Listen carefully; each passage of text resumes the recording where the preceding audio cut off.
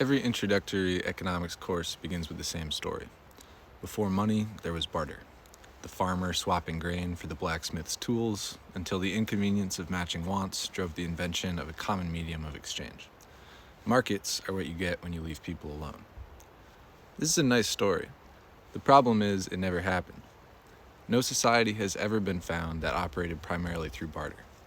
Within communities, the historical norm was credit. Informal, trust-based systems of mutual obligation requiring no coin and no simultaneous exchange.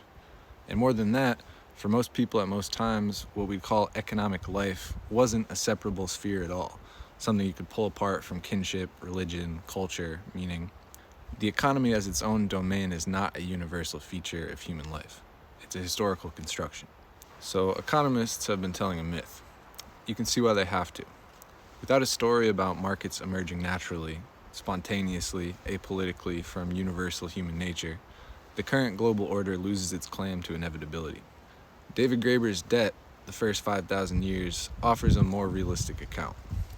On the one hand, an almost unlimited variety of human economies across history, mostly credit-based, inseparable from culture and meaning, irreducibly different from one another. And on the other hand, the military coinage slavery complex. Coins minted to pay soldiers, whose work produces slaves and conquered populations, taxed into the coin economy against their will. The market wasn't discovered. It was imposed by force. The age of capitalist empires globalizes the complex. Today it finds expression in military alliance networks, international financial institutions, a dollar-denominated trading system, presenting themselves not as conquest but as the neutral framework of civilized economic life. The dollar's reserve currency status has rested explicitly on American military supremacy. Wage dependence has been generalized across the planet as the very form of freedom. The state and the free market, so often imagined as opposing forces, are co-productions of the same complex.